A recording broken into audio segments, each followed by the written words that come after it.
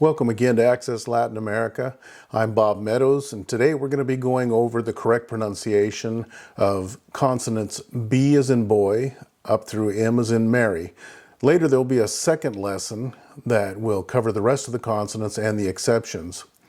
El paisaje que ven detrás de mí es una parte bien bonita de la ciudad de Cartagena, Colombia. Let's get started.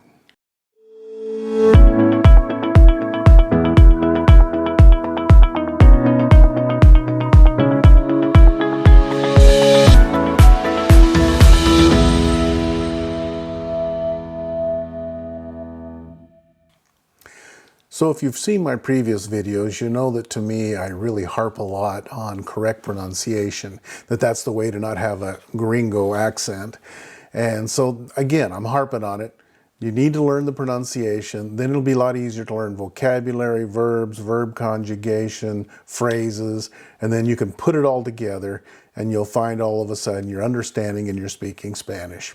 So today we're going to be working on the correct pronunciation for consonants B as in boy through M as in Mary, and there will be a link above where you can click to go back and review the video on the correct pronunciation of the vowels if you feel like you need a review. Our first consonant that we're covering today is B in English, which is be in Spanish. It sounds like the B in boy in English, b, boy. And an example in Spanish would be bueno, which means good, bueno. So B is be, sounds like the B in boy, and an example would be bueno. Important thing about B, later on we'll go over this in the second lesson, the B and the V, like in Valentine, sound very similar. And to be quite honest with you, as I was learning Spanish, I learned to pronounce both at almost the same time. Bueno, bueno, bueno. You probably can't tell it there, but it's like a combination of both the B and the V at the same time. So after the B, obviously comes C, which in Spanish is se, and it sounds like the C in cry, k, cry.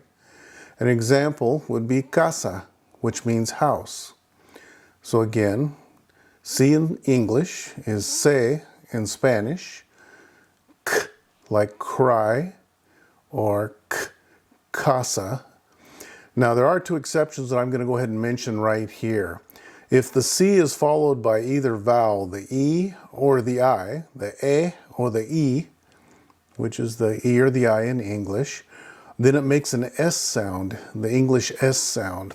I'm going to give you two examples here. Centro, centro means center, and ciudad, ciudad, or la ciudad, is city. You can see there that the C, normally the sound is k, like cry, like casa. But whenever there's an E or an I following the C, then it makes the S sound, ciudad o centro. Our next consonant is D in English, which in Spanish is de. Sounds like the D in dry, d, dry. And an example in Spanish would be dedo, which is a finger, dedo. Now, there is an exception here too. I didn't write it down, but I just want to mention it to you. If you listen to the word dedo, you hear that you can see that there's a second D in the word. Well, when the D is at the beginning of a word, it always has that d sound, d, dedo. But that second D, whether you realize it or not, it almost has like a TH sound. And you don't say dedo, dedo, you say dedo, dedo. So whenever the D is in the middle of the word and not at the start of the word, then the D has a tendency to sound more like a TH. So again, the D in English is de in Spanish, sounds like d, dry, or d, dedo. But remember, a D in the middle of the word or in any other part of the word other than the beginning is going to make it sound more like a TH, dedo, dedo. This next consonant is relatively easy. It's the F in English, known as efe in Spanish. Sounds like the F in free, f, free. An example in Spanish would be photo. Foto, foto, which is a photo. Or fotografía, which would be a photograph. So don't know of any exceptions to that one. That one's an easy one. Our next consonant is the letter G in English. It is called G in Spanish, and it sounds pretty much like the G does in English, the G sound, like in give, G, give. And a couple of examples in Spanish would be gato, which is cat, and grande, which is big. Gato, grande, G. So G is known as G, which on the screen you'll see is a GE, but on the next screen I put it as HAY because it sounds like hay as far as the name of the letter, the consonant. Sounds like the G sound, like in give. Examples, gato, grande. Now, there are two exceptions to this particular consonant. Anytime the G is followed by an E or an I, then it is going to make the H sound. An example would be gente, G-E-N-T-E, gente, which is people. You can see the G followed by an E, it makes more of an H sound, gente.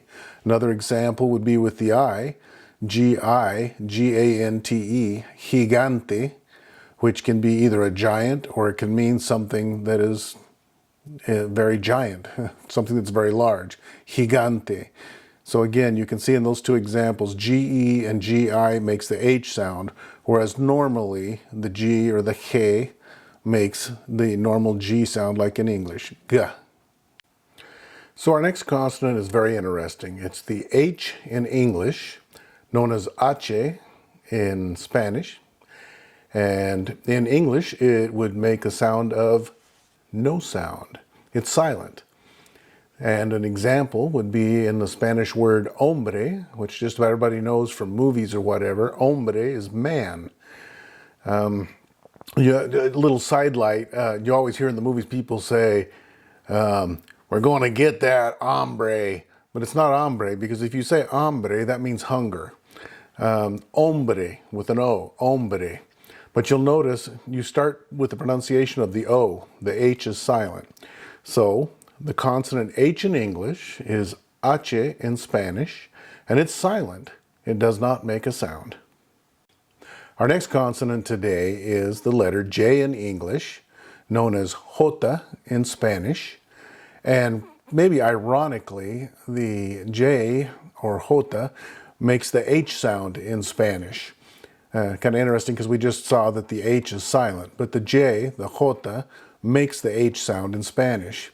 Now, an example would be jefe, J-E-F-E, jefe, that is a boss. And I could give you many other words. Jugar, which is the verb to play, J-U-G-A-R.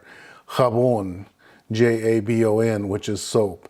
So typically, our English consonant J is known as J in Spanish, and it makes the H sound in Spanish, like in the word jefe, which is boss. Jefe. Our next consonant is the K in English, known as K in Spanish, and it sounds like the K in English pretty much, like in the word keep, keep. And an example would be the word kilo or kilómetro. Kilo is a measure of weight, and so very simple. The consonant K in English is K in Spanish, makes the K sound like in keep, K, keep, and the example is K, kilo, o kilómetro, kilómetro. Our next consonant is the L in English, known as L in Spanish, and it makes pretty much the L sound just like it does in English, like in the word like, like. And an example in Spanish would be lista, which is a list, lista. So L in English, L in Spanish, like, or lista. And our final consonant for this particular lesson is the M in English, which is known as M in Spanish. Makes the sound just like the M in English in the word make, make. And our example in Spanish would be malo, malo, which means bad. M in English, M in Spanish, make, sound, malo, malo, which is bad. And that will be the last of our consonants for today, for this particular lesson. And now we'll do a very quick review. So very quickly, a summary of what we've gone over in this lesson. The letter B in English is be in Spanish. Makes the same sound as b, boy. And an example would be bueno, which is good. The C in English is known as se in Spanish. Makes the same C sound as the C in cry, cry. And an example would be casa, which is house. There are two exceptions. When there's an E or an I following the C, then it makes an S sound. An example would be centro, which is center, or ciudad, which is city. D in English, known as de in Spanish, sounds like the D in the word dry, dry. An example would be dedo, which is a finger. And I also explained that whenever the D is at the beginning of a word, it'll be that D sound, like dedo. But whenever the D is anywhere other than the very beginning of the word, it has more of a TH sound to it. Dedo. We don't say dedo, we say dedo. The F in English is known as efe in Spanish. Sounds like the F in free, free. An example would be photo, photo, or fotografía. The next one is G in English, which is known as G in Spanish. Sounds like the G in give, g, give. An example in Spanish could be gato. And we also talked about the two exceptions related to the G.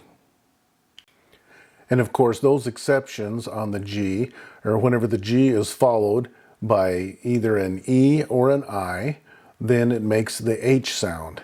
Examples would be gente, G-E-N-T-E, gente.